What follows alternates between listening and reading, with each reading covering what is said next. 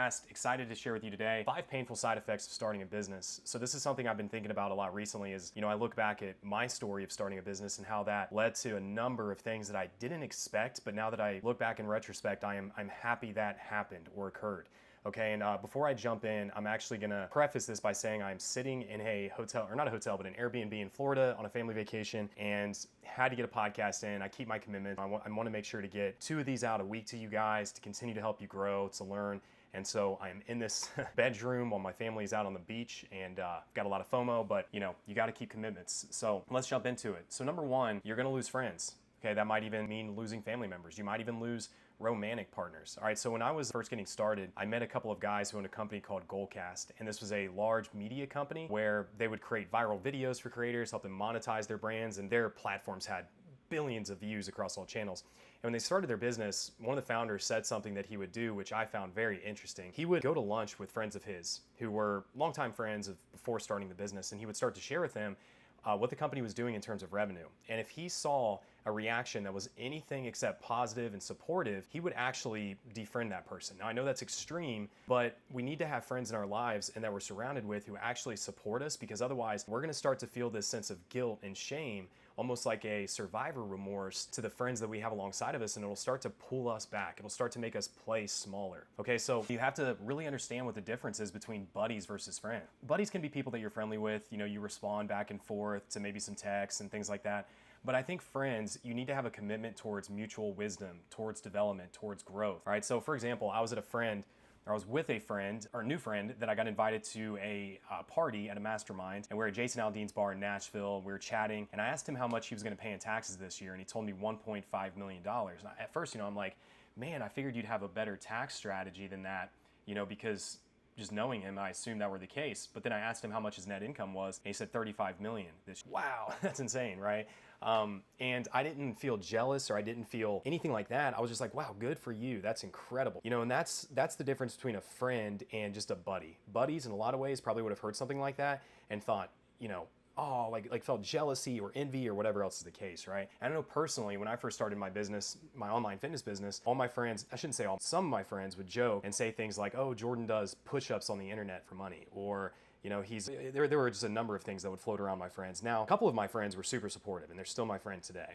But there were a lot of friends that I had to excommunicate with just because they didn't understand what I was doing, but rather than seeking to understand, they just talked shit or made fun of me. And then now it's kind of like, they want to be friends, but I'm like, look, man, that ship is past, right? Or you're gonna have cases, which I have experience with too, where you might have to excommunicate with family members. I've got certain members of my family who didn't really support me, and now I don't really talk to them. Now, don't get me wrong, the entirety of my family has been super supportive. But number 2 thing, I want you to expect the business to be a representation of who you are. Okay, it's kind of like a portrait of your thoughts, your ideas, your beliefs, your traits, your deficits, and that leads to the outcome, right? Whatever your business did last month is exactly what you are worth. Okay, I know that might sting, but the universe doesn't overpay or underpay, doesn't have typos on Wave or PayPal payments. It pays precisely in proportion to the value that you're providing the world. And the reality is you can't out-earn your own self-worth. You can't also out-earn your own skills. And so the main thing that holds us back oftentimes is the beliefs and character traits that we show up, and they show up in your business plain as day. All right, it can be positive. For example, maybe you have this idea that you're a super hard worker, and that's part of your identity.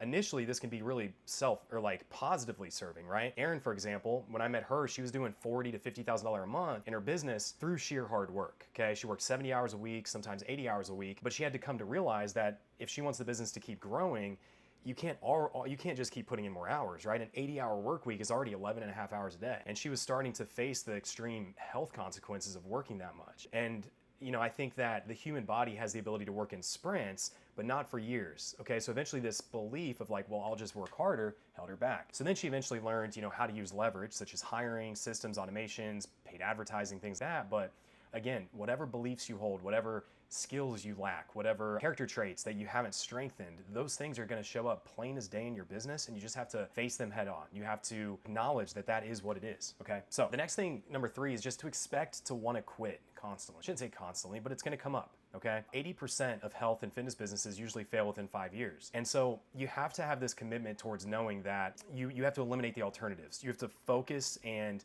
really become really good at saying no to certain things. Okay, the best diet is the one you follow. The best person to marry is the one that you decide to stay with. The best business is the one you stick with. So whatever you decide to do, you're gonna eventually maybe lose some passion around the vehicle itself, but you have to stay committed towards growing, okay? And I'm not saying don't ever pivot or don't ever take a better opportunity for an old, but a lot of times we end up seeking the next thing because we think that thing will be easier.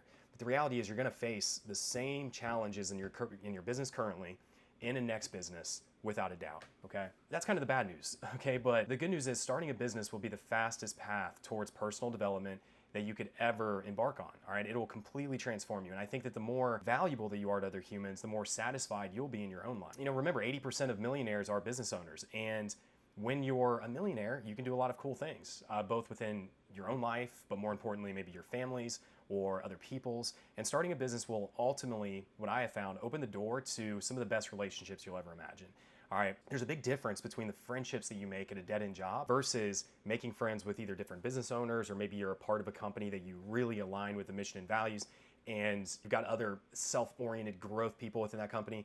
Those relationships are totally different than, I can speak from experience, some of the jobs that I've had where I would become friends with these like kind of deadbeat losers because it was a deadbeat loser job, right? It was a dead-end job.